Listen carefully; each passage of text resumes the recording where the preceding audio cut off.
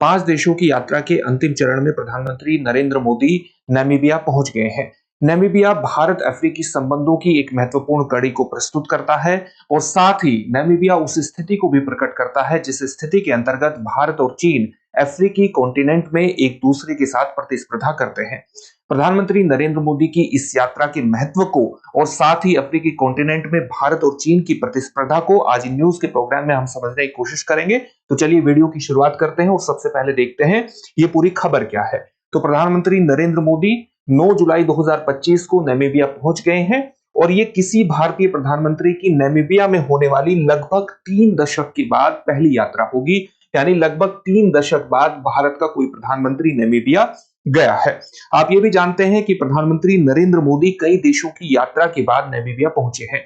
सबसे पहले अपनी यात्रा क्रम में वो घाना गए, घाना के बाद कैरिबियन देश त्रिनिदाद एवं टोबैगो गए, उसके बाद साउथ अमेरिकन कंट्री अर्जेंटीना में गए, इसके बाद उन्होंने ब्राजील के रियो डी जेनेरियो में ब्रिक्स के 17वें शिखर सम्मेलन में हिस्सेदारी की और वो उसके बाद प्रधानमंत्री नरेंद्र मोदी ब्राजील की स्टेट विजिट पर भी रहे और अब वो नामीबिया पहुंच रहे हैं। ये सभी देश ग्लोबल साउथ का प्रतिनिधित्व करते हैं और भारत की ग्लोबल साउथ के प्रति प्रतिबद्धता को भी ये पूरी विजिट, प्रधानमंत्री की विजिट एक प्रकार से परिलक्षित करती है और इस विजिट के महत्व को ग्लोबल साउथ के साथ भारत किस प्रकार से अपने संबंधों का विस्तार करना चाहता है उसके परिप्रेक्ष्य में भी समझे जाने की आवश्यकता है। इस पूरी यात्रा का उद्देश्य है, प्रधानमंत्री नरेंद्र मोदी की नामीबिया यात्रा का महत्वपूर्ण उद्देश्य है नामीबिया के साथ टेक्नोलॉजिकल प्रौद्योगिकी तकनीकी स्तर पर सहयोग को बढ़ाना, स्वास्थ्य बुनियादी ढांचे यानी इंफ्रास्ट्रक्चर और डेवलपमेंट के साथ साथ सुरक्षा जैसे क्षेत्रों में सहयोग को मजबूत करना। आप ये भी जानते हैं कि नामीबिया खनिज जो क्षेत्र है उसके लिए विशेष रूप से महत्वपूर्ण है। कई प्रकार के महत्वपूर्ण खनिज नामीबिया में मिलते हैं, तो खनिज क्षेत्र में भारत नामीबिया के साथ सहयोग को भी बढ़ाना चाहता है, जो न केवल नामीबिया के बल्कि भारत की भी ऊर्जा सुरक्षा को सुनिश्चित करने में महत्वपूर्ण भूमिका का निर्वहन करेगा। अब हम देखते हैं कि भारत और नामीबिया की जो ऐतिहासिक संबंध है उनकी पृष्ठभूमि किस प्रकार से निर्मित होती है। इसकी पृष्ठभूमि को आप नामीबिया की स्वतंत्रता से पहले देख सकते हैं। भारत अभी तक आजाद भी नहीं हुआ था 1947 में, उससे पहले ही जब भारत आजादी की दहलीज पर बैठा था, भारत ने संयुक्त राष्ट्र में नामीबिया की स्वतंत्रता को लेकर के एक प्रकार से आह्वान किया था। संयुक्त राष्ट्र में ही नामीबिया की स्वतंत्रता का मुद्दा भारत ने संयुक्त राष्ट्र में 1946 में उठाया था। दोनों देशों के बीच संबंध जो है वो स्वतंत्रता से पहले और स्वतंत्रता के बाद दोनों ही स्तरों पर डेवलप हुए हैं। भारत और नामीबिया दोनों एक औपनिवेशिक अतीत साझा करते हैं, यानी एक प्रकार से नामीबिया भी औपनिवेशिक शासन के उत्पीड़न का शिकार रहा है और भारत भी औपनिवेशिक शासन के उत्पीड़न का शिकार रहा है।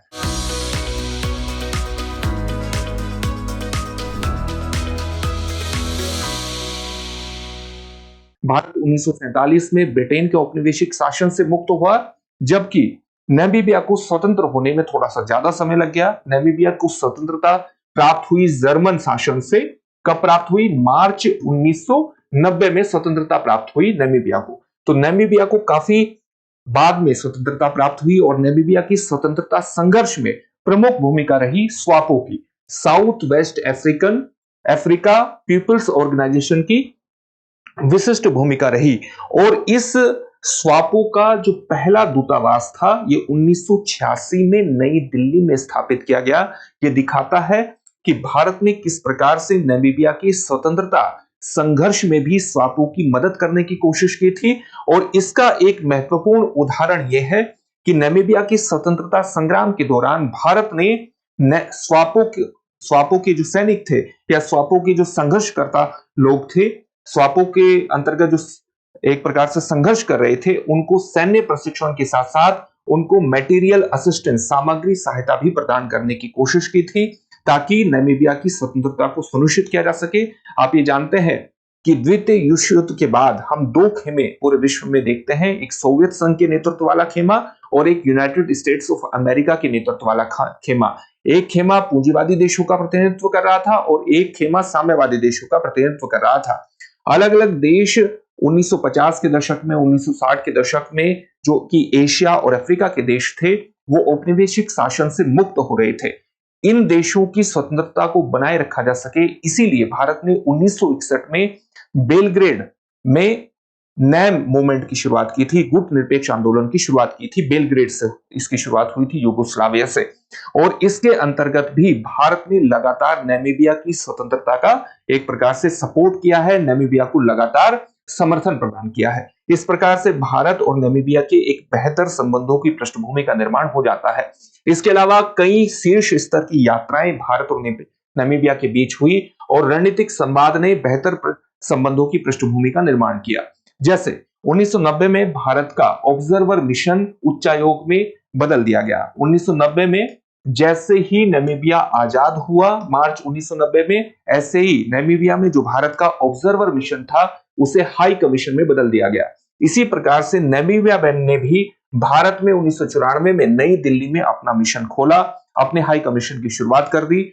जो स्वापो के नेता थे, जो नामीबिया की स्वतंत्रता संघर्ष के लिए लड़े थे, उनके नेता और नामीबिया के पहले राष्ट्रपति जिनका नाम है सैम नुजोमा, उन्होंने भारत की 11 यात्राएं की हैं, जो अपने आप में दिखाती है कि भारत और नामीबिया के जो संबंध थे वो पहले से ही कितने प्रगाढ़ थे और सैम नुजोमा भारत के साथ संबंधों को कितना ज्यादा महत्व देते थे। इन्होंने अपनी आत्मकथा भी लिखी है। आत्मकथा का नाम है where others wayward, my life in स्वापो and my participation in the liberation struggle of Namibia. और इस किताब में भारत के स्पेशल सहयोग को, विशिष्ट सहयोग को इन्होंने उल्लेखित किया है नामीबिया के स्वतंत्रता संघर्ष में। इसके बाद 1998 में अटल बिहारी वाजपेयी ने नामीबिया की यात्रा की थी और नामीबिया की जो ये यात्रा थी ये उस दौरान हुई थी जब अगस्त 1998 में डरबन में एक नैम का, गुट निरपेक्ष आंदोलन का समिट होने जा रहा था। इस समिट में दक्षिण अफ्रीका भारत के परमाणु कार्यक्रम की आलोचना वाला एक घोषणा पत्र, डिक्लेरेशन ला सकता था, क्योंकि मई 1998 में भारत ने परमाणु परीक्षण किया था पोखरण में, आप ये जानते हैं। तो इसके एक प्रकार से इसका प्रतिरोध करने के लिए, इसके प्रतिकार में भारतीय प्रधानमंत्री ने नामीबिया की भी यात्रा की थी, नामीबिया से समर्थन जुटाने की कोशिश की थी। और इसके ही नतीजे के रूप में आप कहीं ना कहीं ये चीज व्याख्यायित कर सकते हैं कि जो डरबन घोषणा पत्र आया 1998 का, उसमें केवल ये कहा गया कि विश्व को निरस्त्रीकरण की दिशा में आगे बढ़ना चाहिए, जो दृष्टिकोण 1954 में जवाहरलाल नेहरू पहले से ही अभिव्यक्त कर चुके थे। तो भारत नामीबिया के सहयोग के माध्यम से डरबन घोषणा पत्र में परमाणु कार्यक्रम की आलोचना को एक प्रकार से हटाने में कामयाब हुआ। 2016 में राष्ट्रपति प्रणब मुखर्जी ने नामीबिया की यात्रा की, वहां की संसद को संबोधित किया और भारत और नामीबिया के सहयोग पर विस्तार से प्रकाश डाला।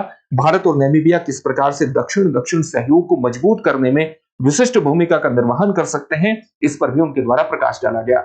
भारत और नामीबिया के बीच जो अलग अलग संबंधों का विस्तार है वो कई क्षेत्रों तक फैला हुआ है, जैसे खनिज, ऊर्जा सहयोग, व्यापार, क्षमता निर्माण, कैपेसिटी बिल्डिंग और विकास सहायता भारत और नामीबिया के संबंधों के मजबूत आधार का निर्माण करती है।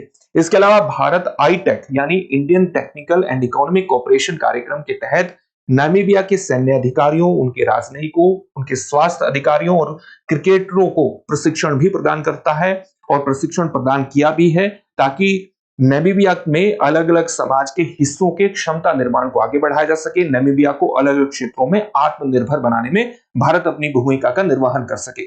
इसके अलावा यूनिवर्सिटी ऑफ नामीबिया के ओंगवेडिवा परिसर में इंडिया विंग की स्थापना भारत ने $12 मिलियन के अनुदान से, ग्रांट के माध्यम से स्थापित की है।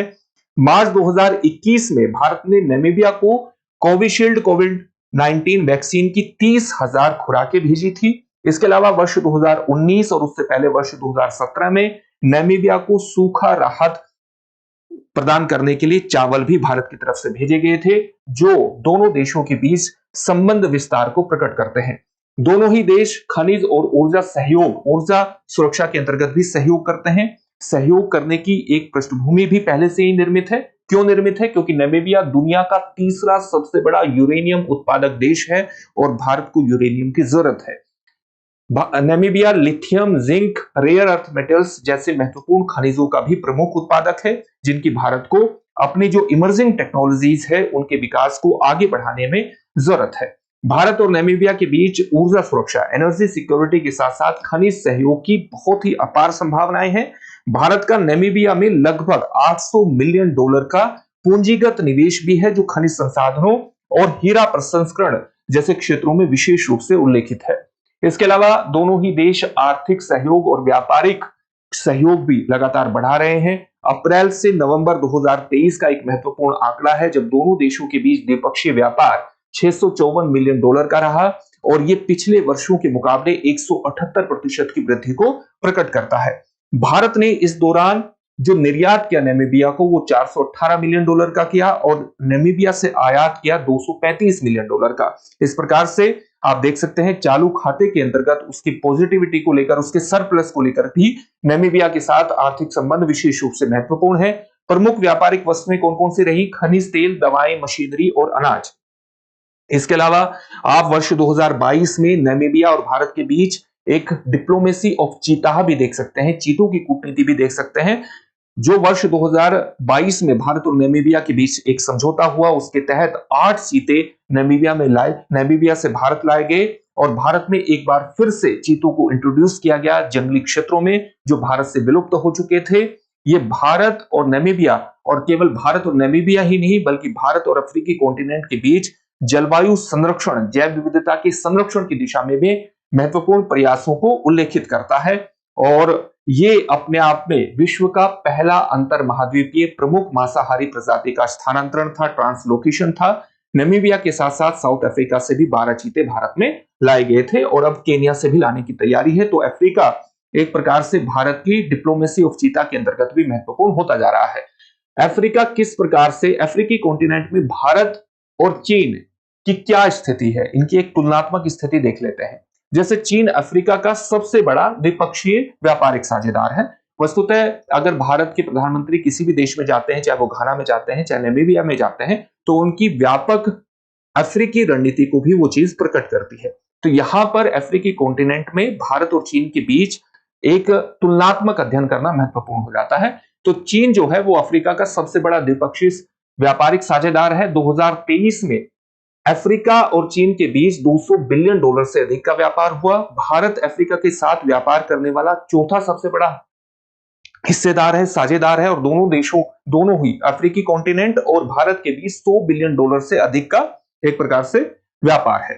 भारत अफ्रीका में 10वां सबसे बड़ा विदेशी प्रत्यक्ष निवेश का स्रोत भी है। इसके अलावा भारत ने 43 अफ्रीकी देशों में 206 इंफ्रास्ट्रक्चर परियोजनाओं को पूरा किया है, और 65 परियोजनाएं भारत की निर्माणाधीन है।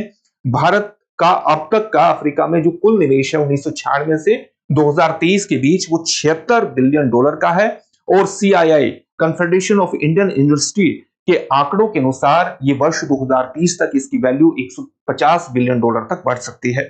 African continental free trade area के तहत उसके माध्यम से भी भारत और अफ्रीका अपने व्यापार को बढ़ाने में सक्षम हुए हैं, अब व्यापार को तेजी से बढ़ाते जा रहे हैं। चीन की जो नीति है अफ्रीका में, उसे कहीं ना कहीं ऋण जाल नीति के रूप में भी परिभाषित किया जाता है, डेट ट्रैप के रूप में भी परिभाषित किया जाता है। कहीं ना कहीं चीन अलग अलग अफ्रीकी देशों को बेल्ट एंड रोड इनिशिएटिव के माध्यम से, या अफ्रीका चाइना फोरम जिसकी शुरुआत 2000 में हुई थी, सन 2000 में, उसके माध्यम से कहीं ना कहीं अफ्रीकी देशों को अपने ऋण में फंसा करके उनसे अपने अनुकूल कूटनीतिक एक प्रकार से निर्णय लेने में सक्षम बना सकता है, और इसके प्रति काफी देशों ने आगाह भी किया है। तो चीन की नीति की जो व्यापक व्याख्या है वो डेट ट्रैप के अंतर्गत की जाती है, और इसके अंतर्गत एक उदाहरण नामीबिया का हम ले सकते हैं। नामीबिया की 2 सबसे उत्पादक रेडियो एक्टिव जो खाने हैं वो चीनी स्वामित्व में है, उनका अधिकांश जो है वो अधिकांश हिस्सा चीनी स्वामित्व में है। अमेरिका के सपोर्ट से चलने वाले अफ्रीकी सेंटर फॉर स्ट्रेटेजिक स्टडीज के अनुसार चीन अफ्रीका में अपनी वैश्विक महत्वाकांक्षाओं के लिए अफ्रीकी देशों की चीन पर निर्भरता को बढ़ाना चाहता है, और ये अपने आप में बहुत ही जटिल पारस्परिकताओं को अभिव्यक्त करता है। जब चीन इतने बड़े स्तर पर इन देशों को ऋण देगा तो ये देश समय के साथ चीन की कूटनीतिक जाल में फंस सकते हैं, चीन का अंतर्राष्ट्रीय मंचों पर समर्थन कर सकते हैं। इसी को हम डेट ट्रैप के रूप में परिभाषित करते हैं। भारत की जो नीति है वो अफ्रीका के प्रति अधिक मानवीय है, उसका नैतिक आधार है, और इसको वर्ष 2018 में प्रधानमंत्री नरेंद्र मोदी भी अभिव्यक्त कर चुके हैं, जब वो कहते हैं कि हमारी नीति के केंद्र में अफ्रीका नहीं है बल्कि अफ्रीकी हैं, अफ्रीकी लोग हैं, वहां की महिलाएं हैं, वहां के बच्चे हैं, वहां के युवा हैं, हर व्यक्ति उनके केंद्र में है और इसलिए भारत आईटेक के माध्यम से टेक्निकल सहयोग बढ़ा करके अफ्रीकी लोगों का क्षमता निर्माण में विशेष रूप से भागीदारी करना चाहता है और यही भारत की एक नीति भी रही है। आगे की राह यही है कि भारत अफ्रीका में दीर्घकालिक स्थानीय स्वामित्व यानी ओनरशिप जो होगी, भारत जो भी डेवलपमेंट की काम करेगा ओनरशिप वहीं के लोगों की होगी और कम निर्भरता वाली साझेदारी, एक ऐसी साझेदारी जिस साझेदारी में अफ्रीकी लोगों का क्षमता निर्माण किया जाए ताकि वो अपने लिए विकास के काम खुद कर सके, इस प्रकार के मॉडल को भारत अपनाना चाहता है। भारत ने G20 में अफ्रीकी संघ की स्थायी सदस्यता को समर्थन देकर भी इस प्रकार का कूटनीतिक संदेश दिया है। वर्ष 2023 की जो G20 की बैठक हुई थी, आप वो जानते हैं कि भारत में हुई थी और अफ्रीकी संघ को वहां मान्यता दी गई थी एक नए सदस्य के रूप में। ये जो भारत का पूरा दृष्टिकोण है अफ्रीका के प्रति, ये दक्षिण दक्षिण सहयोग, आईटेक यानी Indian technical and economic corporation, गुटनिरपेक्ष आंदोलन और मानवीय सहायता के जरिए भारत अफ्रीका में अपनी भूमिका को लगातार बढ़ा रहा है। रक्षा सहयोग के अंतर्गत भी आप देख सकते हैं एफ इंडेक्स यानी Africa India field training exercise, India Africa defence dialogue और सागर पहल के माध्यम से समुद्री सुरक्षा और साझेदारी के अंतर्गत भी भारत एक महत्वपूर्ण सकारात्मक दृष्टिकोण को लेकर के आगे बढ़ रहा है। एफ इंडेक्स में नामीबिया की भी भागीदारी है, तो नामीबिया भी विशिष्ट भूमिका का निर्वहन वहां पर कर सकता है। अब आपके लिए एक प्रश्न है जिसका उत्तर आपको कमेंट बॉक्स में कमेंट करके देना है। प्रश्न है, एक पहला कथन है प्रश्न में, भारत ने नामीबिया से 8 चीतों को स्थानांतरित कर चीतों की कूटनीति की शुरुआत की। दूसरा कथन है, यह स्थानांतरण दुनिया का पहला अंतर महाद्वीपीय प्रमुख मांसाहारी का स्थानांतरण था। उपर्युक्त कथनों में से कौन सा या से कथन सही है या है? आपके सामने विकल्प है, विकल्प ए है केवल एक, बी है केवल 2, सी है 1 और 2 दोनों और डी है न तो 1 और न ही 2। इस प्रश्न का उत्तर आप हमें कमेंट बॉक्स में कमेंट करके जरूर दीजिए। फिर से एक नई सेशन में आपसे मुलाकात होगी। धन्यवाद। डियर व्यूअर्स, अपने एग्जाम की तैयारी को और बेहतर करने के लिए हमारे चैनल को लाइक, शेयर और सब्सक्राइब करना न भूलें।